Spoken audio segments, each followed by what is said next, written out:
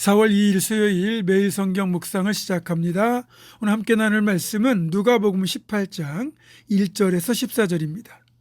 누가복음 18장 1절에서 14절의 말씀을 제가 봉독합니다. 예수께서 그들에게 항상 기도하고 낙심하지 말아야 할 것을 비유로 말씀하여 이르시되, 어떤 도시에 하나님을 두려워하지 않고 사람을 무시하는 한 재판장이 있는데, 그 도시에 한 과부가 있어 자주 그에게 가서 내 원수에 대한 나의 원한을 풀어주소서 하되, 그가 얼마 동안 듣지 아니하다가 후에 속으로 생각하되, 내가 하나님을 두려워하지 않고 사람을 무시하나 이 과부가 나를 번거롭게 하니 내가 그 원한을 풀어주리라. 그렇지 않으면 늘 와서 나를 괴롭게 하리라 하였느니라. 주께서 또 이르시되, 불의한 재판장이 말한 것을 들으라. 하물며 하나님께서 그 밤낮 부르짖는 택하신 자들의 원한을 풀어주지 아니하시겠느냐? 그들에게 오래 참으시겠느냐? 내가 너희에게 이르노니 속히 그 원한을 풀어주시리라. 그러나 인자가 올 때에 세상에서 믿음을 보겠느냐 하시니라. 또 자기를 의롭다고 믿고 다른 사람을 멸시하는 자들에게 이 비유로 말씀하시되, 두 사람이 기도하러 성전에 올라가니 하나는 바리새인이요 하나는 세리라. 바리새인은 서서 따로 기도하여 이르되, 하나님이여, 나는 다른 사람들 곧 토색, 불의, 간음을 하는 자들과 같지 아니하고 이 세리와도 같지 아니함을 감사하나이다.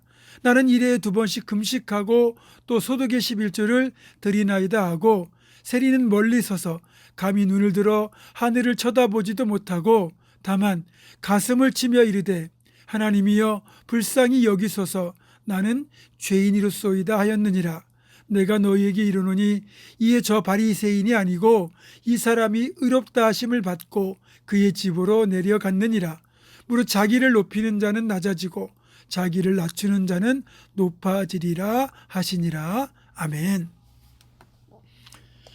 네, 오늘 주님의 말씀 가운데 나오는 이 비유는 제목이 과부와 재판장 비유 이렇게 되어 있지만, 그보다는 끈질기게 강청하는 기도라고 하는 것이 더 좋을 것입니다.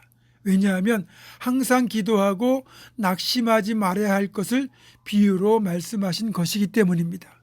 그 말이 나온 배경과 맥락을 알지 못하면 엉뚱한 쪽으로 해석할 수 있거든요.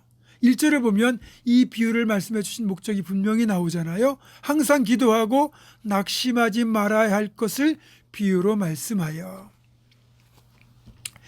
우리들 대부분은 한두 번 기도하거나 기껏해야 몇 번 정도 기도하고 난 뒤 하나님은 내 기도를 외면하신다고, 응답하지 않으신다고 낙심하거나 포기하는 경우가 많습니다. 이런 우리들에게 끝까지 포기하지 말고 기도하라고 이 비유를 말씀해 주신 겁니다. 일단 이 비유에 등장하는 재판장은 이 시대의 불의한 사람들, 하나님을 두려워하지 않는 기득권층을 의미합니다. 그들은 얼마나 교만한지 모릅니다. 별 볼 일 없는 사람들을 쉽게 무시합니다. 자신들과 수준이 맞지 않는 사람들의 요청이나 이익에 도움이 되지 않는 가난한 과부 같은 이들의 요청은 정당한 요청임에도 불구하고 귀찮다는 이유로 묵살하고 맙니다. 반면 여기 나오는 과부는 이 시대의 약자들을 대표합니다. 우리들처럼 돈도 없고 백도 없고 능력도 없고 힘도 없는 전형적인 약자를 의미합니다. 그래서 약자들 대부분은 이런 상황을 만나면 한두 번 정도 요청을 했다가 거절당하거나 묵살당하면 서러움만 가득하는 채 포기하고 맙니다. 그런 우리를 향하여 예수님은 과부의 끈질김을 강조하고 있습니다. 이 과부는 한두 번이 아니라 귀찮을 정도로 자주 재판장을 찾아갔다고 말씀합니다.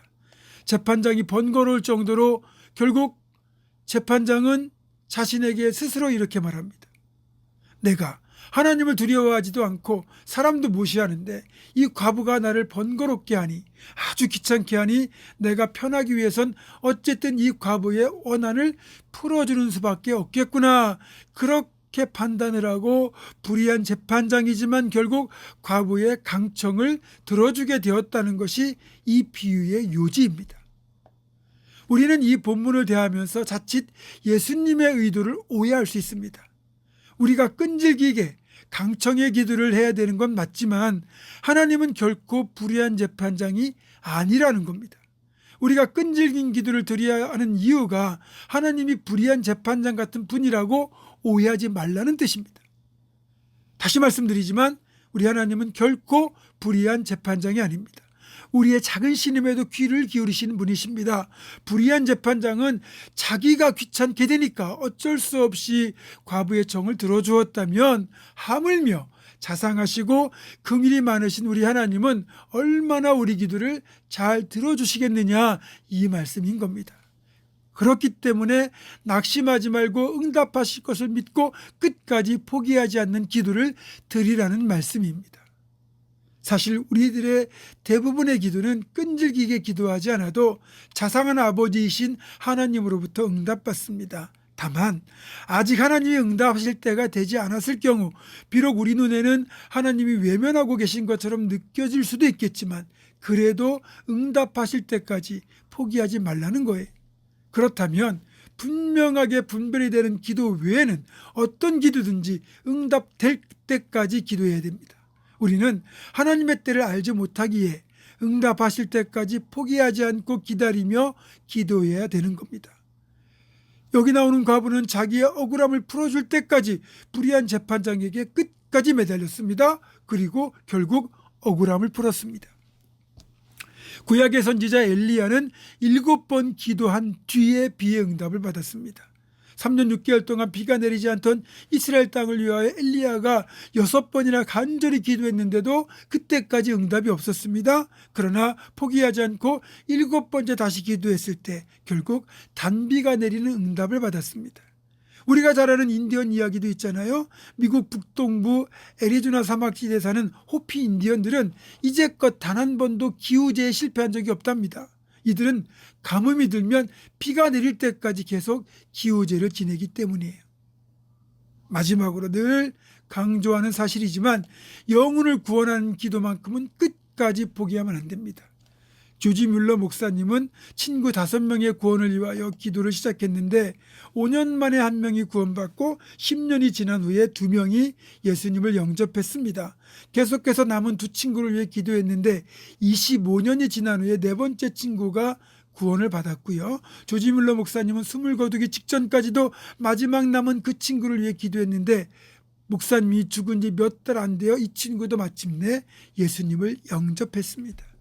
여러분, 우리의 기도가 선한 목적이라면 끝까지 포기하지 않고 기도하여 반드시 응답의 축복을 받기를 주님의 이름으로 축원합니다. 기도하겠습니다.